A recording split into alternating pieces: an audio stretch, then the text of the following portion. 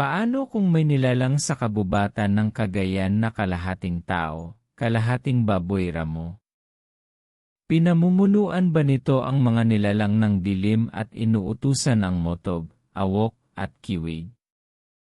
Totoo bang may sumpa ang laway nito na kayang gawing aswang ang sinumang tamaan? Sabi ng matatanda, kapag lumabas ito, walang ligtas. Tao man o hayop. Pero paano kung isang gabi? May batang mawala at ang tanging bakas ay tsinelas na basa ng putik. At paano kung sa gitna ng takot ng lahat? Isang lalaking may sinaunang dugo ng mga manunugis ang humarap dito. Kaya mo bang tumingin sa mata ng halimaw at lumaban? O tatakbo ka rin? Bago natin simulan ang kwento, huwag kalimutang i-like, share, at mag-subscribe upang suportahan ang channel. Harimondon sa Cagayan. Ang sumpa ng ilog. Sa agos ng dugo at takot. May mandirigmang handang humarap sa dilim. Sa isang liblib na bayan ng Kamalanyugan sa Cagayan. Malapit sa ilog. Naninirahan si Danilo. Isang mangingisdang tahimik, matipuno, at kilala sa kanyang husay manghuli ng ulang tuwing gabi. Madalas siyang mag-isa sa kanyang bangka. Walang kasama maliban sa lampara at lambat. At bihira ring makipag-usap sa mga taga-baryo. Ayon sa matatanda, matagal na siyang naninirahan doon.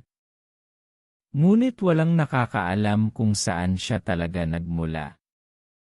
May ilan pang nagsasabing dumating siya isang gabi na walang dalang kahit anong damit. At mula noon, nanatili na siya sa tabi ng ilog. Isang gabi. Habang abala siya sa pag-aabang ng huli sa pampang, may kakaibang katahimikan sa paligid. Walang huni ng kuliglig. Walang lagaslas ng dahon. Tanging mahina at mabagal na agos ng tubig ang naririnig.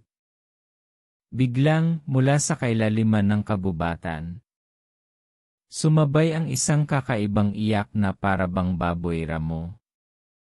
Ngunit mas mabagsik at mas nakakakilabot. Napahinto si Danilo. Nanigas ang kanyang mga daliri sa pagkakahawak ng sibat. At doon, sa ilalim ng mapusyaw na liwanag ng buwan, may sumilip mula sa dilim. Dalawang pulang matang matalim ang tingin. Nakatuon sa kanya na para bang sinusukat ang kanyang kaluluwa. Kinabukasan.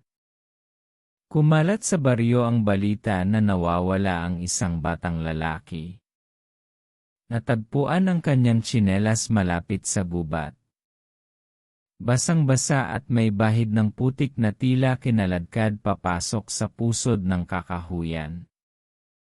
Ayon kay Mang Ben, isa sa pinakamatanda sa lugar. Yan na siguro ang Harimondon aswang. Kalahating tao. Kalahating baboy ramo. Mabangis yan.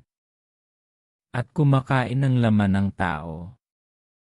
Ayon sa matanda, ang pangunahing kapangyarihan nito ay ang kakayahang magbagong anyo bilang isang dambuhalang baboy ramo. Mabagsik, mabilis, at halos imposibleng mapigilan kapag nagsimula ng umatake. Sa anyong ito, hindi lamang mga tao ang natatakot, kundi maging iba pang nilalang sa kagubatan. Higit pa roon, sinasabing ang laway ng Harimondon ay may sumpa, ang sinumang tamaan ng laway nito ay magiging isang aswang din. Partikular na isang yanggaw. Mga isinumpang nilalang na ipinanganak mula sa dugo o laway ng aswang. Hindi lang ito basta halimaw, kundi itinuturing ding pinuno ng mga aswang tulad ng motob, awok, at kiwig. Iginagalang at kinatatakutan ito ng kapwa aswang.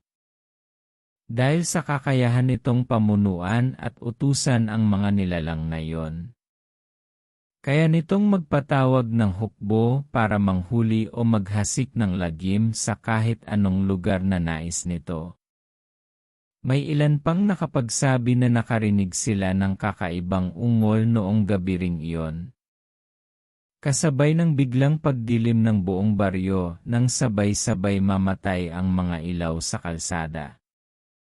Para sa mga matatanda, ito ang tiyak na senyales na malapit ang harimondon. Ang hangin ay biglang lumalamig. Ang mga hayop ay nagiging tahimik. At ang paligid ay nilulunod ng nakakakilabot na katahimikan. Sa takot, ipinagbawal ng kapitan ang paglabas tuwing gabi. At maging ang mga mangingisda ay pinayuhang huwag munang pumalaot. Ang mga bata ay mahigpit na binabantayan. At ang mga magulang ay halos hindi na natutulog sa pagbabantay. Pero si Danilo, imbes na matakot, ay lalong naging kuryoso. Alam niyang siya lang ang nakakita sa nilalang noong nakaraang gabi. At may kutob siyang may mas malalim na dahilan ang mga pangyayari. Habang nakaupo siya sa kanyang kubo at pinapakinggan ang banayad na alon ng ilog, ramdam niya ang malamig na simoy na parang bulong mula sa kagubatan. Isang tawag na hindi niya kayang ipagwalang bahala. Nang gabing iyon, nagtungo si Danilo sa kagubatan. Dala ang kanyang sibat at isang lumang lampara na mahina na ang ilaw. Malalim na ang dilim nang makarating siya sa gitna, kung saan napapalibutan ng matatangkad na puno na tila nakayuko upang itago ang lihim ng kagubatan. Ang mga ugat ay gumagapang sa lupa na parang mga ahas. At bawat hakbang niya ay nilulunod ng malagkit na putik at langit-ngit ng tuyong sanga. Mula sa kaibuturan ng dilim, muling umalingaw-ngaw ang mababang ugong. Mabigat, mabagsik. At tila gumagapang sa ilalim ng balat. Biglang lumamig ang hangin. At ang lampara ni Danilo ay kumurap-kurap na para bang may puwersang gustong patayin ang liwanag nito. Sa isang iglap, gumalaw ang mga anino. Dahan-dahan, lumabas mula sa pinakaitim na sulok ng gubat ang harimondon. Isang dambuhalang nilalang na kasing taas ng tao, ngunit mas malapad at mas mabigat ang anyo. Balot ang katawan nito ng makintab at makapal na itim na balat na parang bakal sa tigas, at ang likod ay tinutubuan ng matutulis na tinik na kumikislap sa kaunting liwanag. Ang mukha nito ay kakilakilabot, anyo ng mabangis na baboy na may mahahabang pangil na tila hinasa upang bumaon sa laman at buto. Ang mga mata nito ay nagliliyab sa pula. Hindi kumukurap. At nakatutok kay Danilo na para bang sinusukat ang bawat tibok ng kanyang puso. Sa gilid ng bibig nito, tumutulo ang malapot na laway na kumikintab sa liwanag na kayang gawing yanggaw ang sinumang tamaan nito. Sa paligid, tila napawi ang lahat ng tunog. Wala ni huni ng ibon o kaluskos ng mga dahon. Tanging maririnig ang mabagal at mabigat na paghakbang ng nilalang papalapit.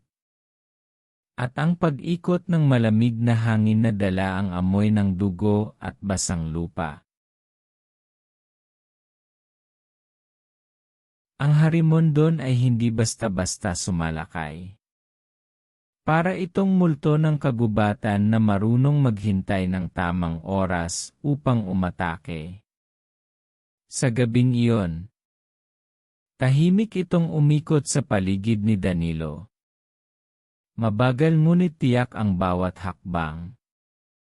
Na para bang sinusuri ang biktima bago magpasyang kumilos. Ang mga mata nito ay nagliliyab sa pula. At sa bawat iglap na sumasalubong ang kanilang tingin. Pakiramdam ni Danilo ay binabasa nito ang kanyang kaluluwa.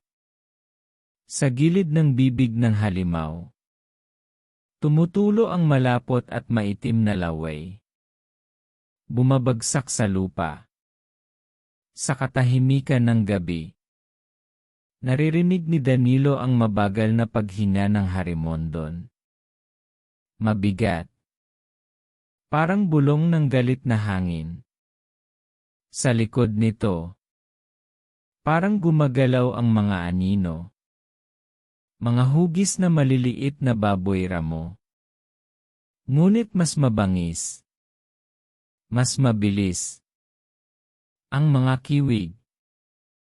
Mga nilalang na sakop at tapat na lingkod ng harimondon. Minsan, sabay-sabay silang naglalaho. Para lamang muling lumitaw sa ibang lugar. Tila nilalaro ang takot ng kanilang biktima. Habang papalapit ang dambuhalang anyo, dama ni Danilo ang malamig na simoy na parang dumadaloy mula sa kailaliman ng lupa. Sa bawat hakbang ng harimondon, ang kagubatan ay tila lumulubog sa mas malalim na dilim. At ang natitirang liwanag mula sa buwan ay unti-unting nilalamon ng mga aninong dala nito. Hindi na kailangan ng halimaw na magsalita. Sapat na ang presensya nito para ipaalam na siya ang hari ng gabi. At walang sinumang makaliligtas kapag napili na niyang manghuli. Mabilis ang tibok ng puso ni Danilo habang papalapit ang harimondon. Ang bawat hakbang nito ay parang hampas ng mabibigat na tambol sa lupa. Umaalinggaw sa kanyang dibdib. Ngunit hindi rin naman siya pangkaraniwan na nilalang. Siya ay mula sa angkan ng mga manunugis. Mga mandirigma na ang tanging layunin ay lipulin ang mga aswang at iba pang nilalang ng dilim. Bata pa lamang ay sinanay na siya sa paggamit ng sibat, tabak, at bitad. Tinuruan ng mga nakatatanda kung paano gumalaw ng tahimik. Magbasa ng bakas. At maghintay ng tamang sandali upang umatake. Sa kanyang kanang kamay, mahigpit niyang hawak ang sibat na yari sa matigas na kahoy na tinatawag na balaw. Ang paboritong gamit ng kanilang angkan. Ang talim nito ay pinahiran ng pinaghalong halamang nakalalason at asin. Sa kaliwang kamay naman ay hawak ang lampara. Na ngayoy kumukurap-kurap. Tila ba nararamdaman din ang presensya ng kamatayan? Isang iglap. Sumugod ang harimondon. Parang kidlat ang galaw nito sa kabila ng bigat ng katawan. Sa bilis ng pangyayari, inihagis ni Danilo ang lampara sa mukha ng halimaw. Pumutok ang salamin at kumalat ang apoy. Dumidikit sa makintab nitong balat. Umalinggaw ang malalim na umbol ng galit at sakit mula sa harimondon. Nagwawala at pilit inaalis ang nagbabagang apoy sa kanyang ulo. Sinamantala ni Danilo ang pagkakataon. Gamit ang bilis at lakas na bunga ng buong buhay na pagsasanay. Sumugod siya at itinarak ang sibat sa ilalim ng panga ng halimaw. Isang tanging bahagi ng katawan nito na hindi ganap na natatakpan ng matigas na balat. Bumabaon ang talim. Dumadaan sa lalamunan at tumatagos sa batok. Muling umungol ang harimondon. Ngunit sa pagkakataong ito, halong pagkabigla at paghihingalo. Umagos ang maitim na dugo. Sumama sa lupa. At naglabas ng amoy na parang pinaghalong bulok na karne at asupre. Mula sa mga anino ng kagubatan. Nagsilabasan ang mga kiwig. Maliliit ngunit mababangis na nilalang na kalahating baboy. Kalahating aso. Na may matutulis na ngipin. Sa isang iglap. Para bang aatake at ipaghihiganti ang kanilang pinuno. Ngunit nang magsimulang mangisay ang harimondon at tuluyang bumagsak sa lupa. Nagsimula silang mag-urungan. Isa-isa. Naglaho ang kanilang nakakakilabot na mga mata sa dilim. Hanggang sa wala ni isa ang natira. Tahimik ang kagubatan muli. Nakatayo si Danilo. Hinal at pawis ang buong katawan. Hawak pa rin ang dugo ang sibat. Sa kanyang paanan. Nakahandusay ang malamig at wala ng buhay na katawan ng hari ng kagubatan. Sa unang pagkakataon, naramdaman niya ang bigat ng katahimikan, ngunit hindi na ito nakakatakot.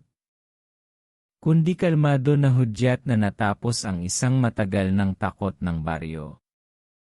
Alam ni Danilo na ang alamat ng harimondon ay hindi tuluyang matatapos. May mga nilalang pa ring naninirahan sa kagubatan. At marahil ay darating ang panahon na may bago na namang papalit bilang hari ng dilim. Ngunit sa gabing iyon, siya ang nagwagi. Gaya ng itinakda sa dugo ng kanyang lahi. Kung nagustuhan niyo ang kwento, huwag kalimutang i-like, share, at mag-subscribe sa akin channel. Malaking bagay ang inyong suporta. Gusto ko ring marinig ang inyong opinyon. Mangyaring mag-iwan ng komento sa ibaba.